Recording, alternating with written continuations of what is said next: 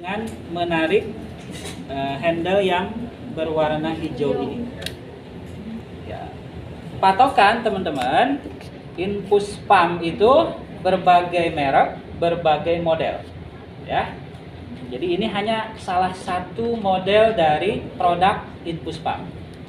Ya. Ada infus pump itu yang vertikal, ya, ada yang horizontal. Ini model yang horizontal. Ya, artinya horizontal itu pemasangan infus setnya itu mendatar seperti ini. Kalau yang vertikal itu seperti ini. Gitu ya. Oke, ya, jadi seperti itu. Teman-teman, pada saatnya kita akan memasukkan atau memasangkan infus set ke infus pump, maka ada hal-hal yang perlu dipahami. Yang pertama, infus pump ini sudah dilengkapi dengan berbagai sensor.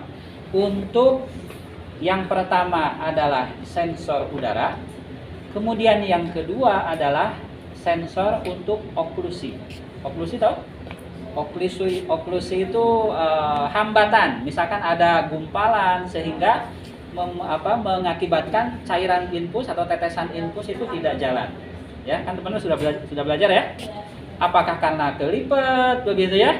Atau misalkan ada gumpalan darah di IV kateternya. Nah, itu infus pump sudah difasilitasi itu. Jadi pada saatnya ada udara mau masuk ke sini, sebelum masuk ke pasien, maka sensor udara akan bunyi. Ya, paham ya? Secara prinsip tidak boleh ada udara masuk ke pembuluh darah pada saatnya terpasang infus. Maka infus pump difasilitasi untuk sensor udaranya. Ya, sensor udaranya ada di awal, di sini, ini ya. Jadi sebelum dorongan mekanik dari infus pump ini berjalan untuk mendorong cairan yang ada di selang infus ini masuk ke pasien. Ya. Kemudian pada saatnya sensor ini lolos, artinya tidak ada udara yang masuk, maka akan masuk ke yang selanjutnya, yaitu proses pumpnya sendiri atau pompanya sendiri. Sistem pompanya adalah seperti yang terlihat di sini. Jadi kayak gerigi, ya. Proses pompanya adalah dengan cara dihantarkan dengan cara ya seperti inilah gitu ya. Jadi kalau Sunda mah diperet lah gitu ya. Jadi di apa ya? Jadi nah begitulah. Jadi seperti inilah ya. Nah, kayak dipijit-pijit gitu. Jadi didorongnya itu dengan cara dipijit, kayak dipijit gitu lah, ya. Masuk begitu ya, pijit, masuk. Nah, ini dengan difasilitasi ada gerigi ini. Jadi dia akan berjalan seperti itu. Nah, gitu ya, si proses mekanikal dari infus pump ini. Ya, kemudian mendorong. Ya, kemudian di sini ada tadi apa? Sensor untuk sumbatan. Ya, kalau terjadi sumbatan setelah didorong ternyata nggak ngalir karena nyumbat. Bisa tadi karena kelipet, bisa jadi karena hambatan ada pembekuan darah misalkan ya. Sensor untuk oklusinya akan bunyi. Gitu ya. Oke, paham? Paham ya? Jadi itu infus pump ya. Jadi infus pump itu seperti itu. Itu cara kerja mekaniknya seperti itu. Ya. Jadi cara kerja mekaniknya seperti itu. Jadi cairan masuk, kemudian ada sensor udara. Sensor udara lolos, artinya tidak ada udara yang akan dimasukkan cairan itu ke pasien. Dipijit ya dengan mekanikal ini. Kemudian masuk ke sensor oklusi, kalau tidak ada sumbatan, cairan masuk. Paham ya? Oke. Kalau udaranya ada misalkan di sini, sensornya bunyi nggak? Bunyi. Tidak. Ya. Jadi kalau misalkan sensor udaranya ada di sini, setelah dipompa, kemudian ini dilewati, kemudian udaranya ada di sini, sensornya bunyi nggak? Tidak. Sensor udara akan bunyi sebelum cairan itu didorong. Ya, jadi kalau ada sumbatan di sini, ada udara di sini, maka ya kita harus manual untuk membuangnya. Ya, jadi jangan menunggu sensor infus pump ini bunyi. Gitu ya, paham ya? Oke ya. Kemudian kita coba pasangkan ya. Jadi cara memasangkannya adalah dengan memasukkan ya sesuai dengan alat ini difasilitasi ya. Jadi ini sudah ada ya. Jadi sudah difasilitasi. Kemudian jangan terlalu kencang begitu ya atau manteng begitu ya. Jadi harus ada longgar. Oke, masukin ya. Kemudian masukin. Oke ya. Nah, ini masih kunciannya masih terkunci. Gitu ya. Kita buka. Nah, gitu ya. Jadi kita buka, tekan ke bawah. Nah, seperti itu. Kemudian setelah terpasang seperti ini, ujung ya yang satu dengan ujung yang lain ditarik. Ya, ditarik supaya tidak terjadi lipatan di sini. Kenapa ada lipatan di sini? Tidak boleh, karena pada saatnya terjadi lipatan memungkinkan oklusi, memungkinkan udara muncul. Ya, makanya harus ditarik ya antara ujung dengan ujung. Oke, sesudah itu maka lakukan penguncian pintu. Ya, cara melakukan penguncian pintu adalah dengan cara yang satu tangan memegang ini, memegang pintunya, kemudian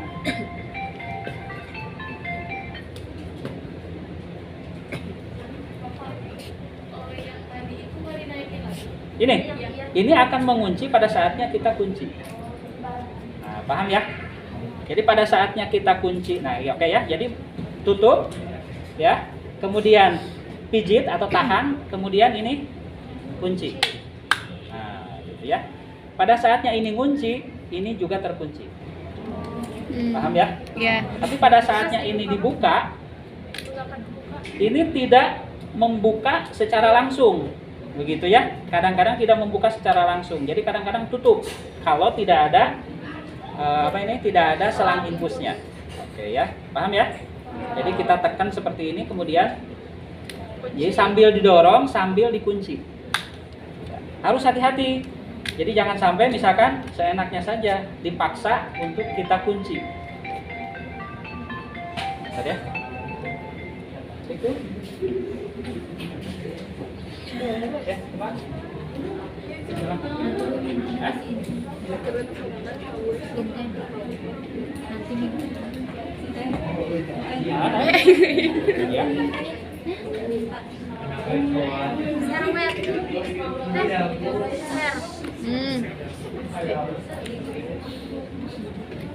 Tenanawan. Di bulan Maret.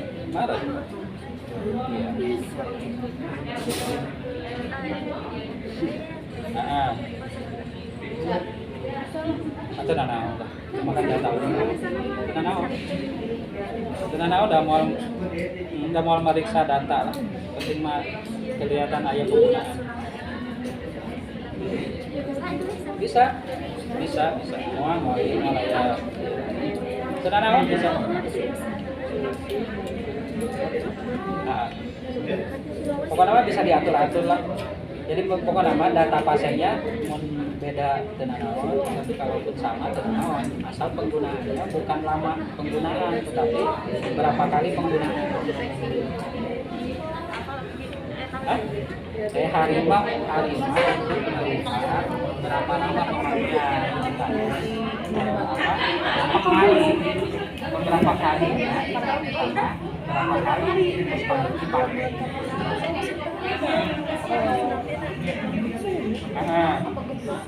sampai tangan dia, katanya 1 kali pemakaian. Di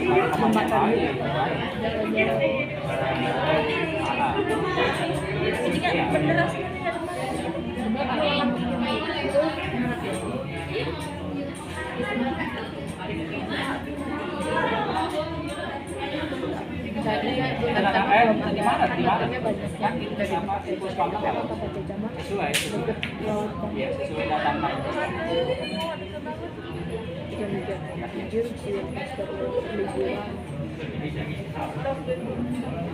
Siun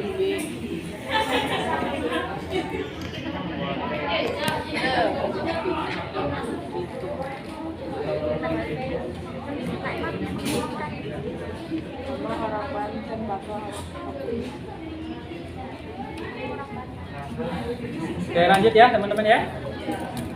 Udah paham sampai sini? Paham ya? Jadi secara umum proses kerja Inpuspam dengan model dan merek apapun itu secara umum sama. Ya. Jadi secara umum sama. Ya, kemudian kita tutup ya. Oke, tadi ya, nutup itu tidak boleh satu tangan. Karena pada saatnya ini patah, nah itu udah nggak bisa dipakai. Karena posisinya Inpuspam ini akan berjalan kalau posisi adalah tertutup. Begitu ya. Jadi kalau dia terbuka nggak bisa, ya nggak bisa jalan. Oke ya. Jadi harus dipastikan aman. Kenapa? Inpuspam ini lumayan mahal loh ya. Lumayan mahal, 10 juta. Ya 10 juta ini. Ada yang 20 juta ada. Ya. Jadi jangan sampai rusak ya. Jadi harus pelan ya. Nah seperti itu ya.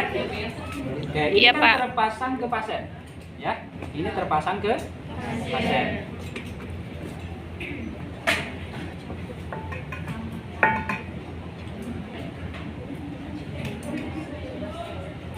Oke, paham sampai sini? Nah, setelah itu, apa yang harus kita pasang lagi? Oke, yang harus kita pasang lagi adalah tali ini. Ini namanya flow sensor. Ini namanya apa? Flow sensor. Ini untuk melakukan sensor apakah cairan itu netes atau tidak. Paham ya? Ini dipasang di atas batas air yang ada di chamber ini. Makanya pada saatnya kita memasukkan air atau cairan infus tidak boleh melebihi dari batas yang digariskan di sini nih, yang ditandai di sini. Ya, di setiap chamber infus set itu ada di sini. Ya. Jadi kita pasangkan di atasnya. Jadi kalau ini penuh misalkan, nanti tidak terlihat netesnya. Flow sensornya tidak akan ngebaca apakah cairan itu netes atau tidak. Ya, makanya harus terlihat tetesannya. Pada saatnya dia netes, maka akan terlihat kedap-kedip di sini sesuai dengan jumlah tetesan yang masuk. Paham ya? Jadi netes, nyala dan seterusnya. Oke, paham sampai sini? Terlalu cepat nggak? Oke, ya. Setelah itu ini sudah terpasang, ya. Kemudian yang selanjutnya adalah proses komputerisasinya, yaitu kita setting sesuai dengan dosis yang akan kita gunakan. Oke ya, ada tombol yang harus kita pahami di sini secara umum begitu ya. Ada tombol on off, ya, on off. Ada tombol menu, ya. Ada tombol kembali, ya. Ada tombol OK. Ada tombol push, ya. Artinya Inpuspam pun difasilitasi untuk ya diminta cairan untuk cepat bisa masuk. Kalau tidak pakai Inpuspam caranya gimana? Kita pakai press bag atau kita pijit misalkan ya. Ada pernah lihat nggak? Ini cairannya kurang sekali nih. Ya, tensinya ngedrop misalkan. Ayo cairannya masukin. Nah, suka dipijit ya. Ini sudah maksimal dibuka full misalkan ya, mana regulatornya. Nah, ini misalkan ya. Ini sudah di pull ke atas kan ya. Tetapi misalkan yang masuk masih minimal, maka ditekan. Nah, ada alatnya juga ya kalau kita malas untuk tekan, ada namanya press bag. Jadi kayak tensian tapi disimpan di sini. Nah, itu untuk mempercepat aliran infus. Di Inpuspam pun difasilitasi begitu ya. Pada saatnya pengen cepet aliran infus itu masuk, maka kita pijit yang ini. Purje lah tulisannya ya. Dibacanya apa? Push ya, di push lah gitu ya. Push down gitu ya. Push. Ya. Jadi kita pijit ini, nah ini akan cepet ininya apa namanya jalannya ya. Jadi si pompa yang ada di dalam tadi akan memompa lebih cepat ya di luar batas dosis yang diberikan. Paham ya? Oke, kemudian di sini ada tombol start dan tombol stop. Jadi start stop. Ya, jadi on off, menu, kemudian kembali, oke, push, kemudian start stop. Oke, paham ya? Nah, yang pertama yang harus kita lakukan sebelum kita melakukan settingan komputer yang ada di InPushPump ini adalah kita membuka regulator InPushSet ini. Kita buka ya? Kita buka. Ngalir nggak dia? Tidak, karena terkunci. Karena tadi ya pada saatnya ini ditutup, dia ngunci. Kan ada klep yang tadi yang ngunci di sini ya. Nah, dia ngunci, maka dia nggak ngalir. Dia tidak ngalir. Ya. Jadi kita buka, kemudian kita setting. Oke, cara settingnya seperti biasa saja, on off kita nyalakan. Ya, kita pijit. Ya. Kemudian kita oke. Ya. Nah, muncul faktor tetes. Nah, ya, ada 20, ada 60. Ya, ada 20, ada 60. Kenapa hanya 20 dan 60? Padahal ada transfusi set. Berarti transfusi set boleh nggak pakai ini? Secara umum, kalau transfusi itu kita tidak pernah memakai infus pump. Karena apa? Karena pada saatnya memakai infus pump itu merusak komponen darah. Paham ya? Jadi komponen darahnya kan tadi sistemnya itu dengan dipompa ya, dipijit gitu ya. Nah, dimungkinkan, ditakutkan komponen darah itu rusak, maka infus pump itu tidak memfasilitasi infus set atau transfusi set. Ya, paham ya? Makanya difasilitasi 20-60. Tapi ada juga yang memfasilitasi 15. Artinya infus pumpnya memungkinkan untuk dipakai transfusi.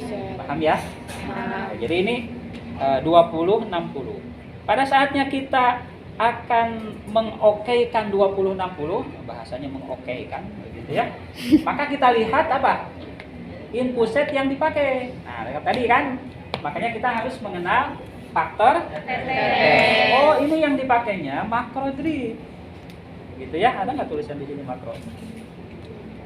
Oke, dal ya, dal di sini ada ya, dewasa. Makro berarti yang kita setting berapa? 20 ya. Oke. Kemudian muncul tampilan seperti ini. Ya. Kemudian setelah itu kita setting dulu berapa volume yang akan kita masukkan secara keseluruhan. Ya. Jadi misalkan volume yang ada di sini itu kita pakai ya ini berapa cc? 100 cc. Ya, ada yang 500 kan? Ini yang terpasang adalah 100 cc ya. Maka kita setting volumenya 100 cc. Ya, kita setting 100 cc. Oke, kita setting pijit menu ini ya. Kemudian akan muncul di sini. Ya, akan muncul di sini berapa cc volume yang akan kita masukkan. Apa pengaruhnya volume yang akan dimasukkan itu untuk dilakukan input? Pada saatnya habis ya. Tidak ada lagi tetesan di sini, maka dia akan bunyi alarmnya. Ya. Paham ya? Oke, ya, jangan sampai dimasukkan 500 begitu ya, bisa jadi ini terus ngalir padahal tidak ada, kosong, akhirnya cairannya ke bawah. Begitu ya, meskipun biasanya kalau pakai flow sensor ini sudah bekerja. Pada saatnya tidak netes, maka dia akan bunyi. Ya, akan bunyi. Oke ya, kita setting berapa volume yang akan kita masukkan. Jadi pijit menu tadi ya, pijit menu muncul ini, kemudian kita putar ya. Nah, putarannya untuk melakukan settingannya adalah ini. Jadi ini putar ya, ke kanan, ke mana itu, ke depan. Kalau seperti ini berarti ke depan ya. Itu untuk menambah. Kalau ke belakang itu ya, jadi menambah, berkurang. Ya. Oke. Kemudian kita lihat tadi ya menunya kita ini. Kemudian kita setting berapa cc? 100 cc. Ya. Kalau 100 cc ini kan lama nih. Betul nggak? Lama. Nah, alat ini bisa difasilitasi untuk mempercepat hitungan, yaitu dengan cara memijit tombol off, kemudian kita putar. Ya. Nah, hitungannya adalah 100, 20, 10, 20, 30, 100, 200. Nah, seperti itu ya. Jadi kalau manual tidak memijit stop, itu hitungannya 1, 2, 3, 4, 5. Tapi kalau dengan memijit tombol off, ya, jadi tombol off-nya ditekan, ini diputar, maka hitungannya akan cepat. Jadi tidak lagi 1, 2, 3, bisa jadi 10, 20, 30, loncat intervalnya di 100, 200, 300 dan seterusnya. Ya. Itu hanya teknik saja ya. Oke. Ya. Ini sudah 100 ya? Ya. Oke. Setelah volume ini dimasukkan, berapa yang akan dimasukkan? Kemudian kita setting berapa cc per jam ya, sesuai dosis yang akan diberikan. Nah, ini berapa cc per jamnya sama ya. Ini hitungannya. Misalkan berapa cc? 20 misalkan ya. Oke, 20. Nah, 20 ya? 20 cc per jam. Oke, setelah itu start. Artinya apa? Ini sudah terbuka. Ini sudah terpasang flow sensornya. Begitu ya? Pasien juga sudah siap untuk dalam posisi dia terpasang infus, begitu ya? Tidak ada yang tertekuk. Ya, kemudian kita start. Ya. Nah, kita start. Oke ya. Nah, ini ada oklusi. Oke ya, ada oklusi. Ada alat-alat tertentu yang sensitif pada saatnya dia dipasang. Ya, ada yang sensitif pada saatnya dia dipasang.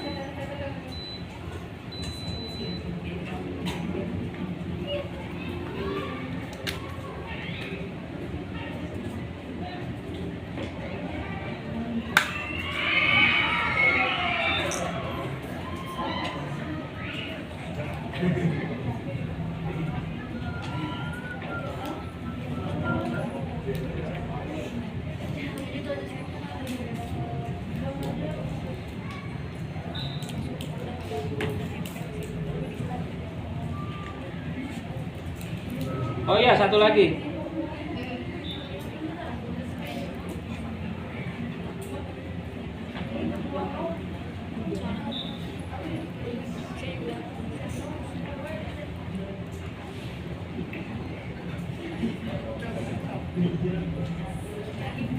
Oke, satu lagi ya. Ada infus pump yang dia sifatnya tuh universal. Paham universal? Artinya yang dimaksud semua infus set dia bisa cocok dengan alat ini. Nah, paham ya? Tapi ada yang khusus. Ada yang infus pump ini hanya cocok dengan infus set dengan merek tertentu. Nah, ini biasanya bisnis ya, bisnis dagang alat itu biasanya seperti itu. Misalkan ini apa ini namanya? Terumo.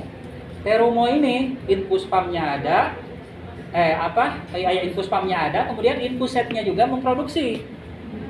Biasanya dia memberikan ini asal dia memakai apa? Asal dia memakai apa? Infus set dari Terumo. Paham ya? Dia memberikan ini asal memakai infus set Terumo. Biasanya ininya sekali beli, tapi ininya kan terus-terusan. Paham ya? Nah, seperti itu. Kita coba apakah ini cocok atau tidak. Harusnya bisa ya.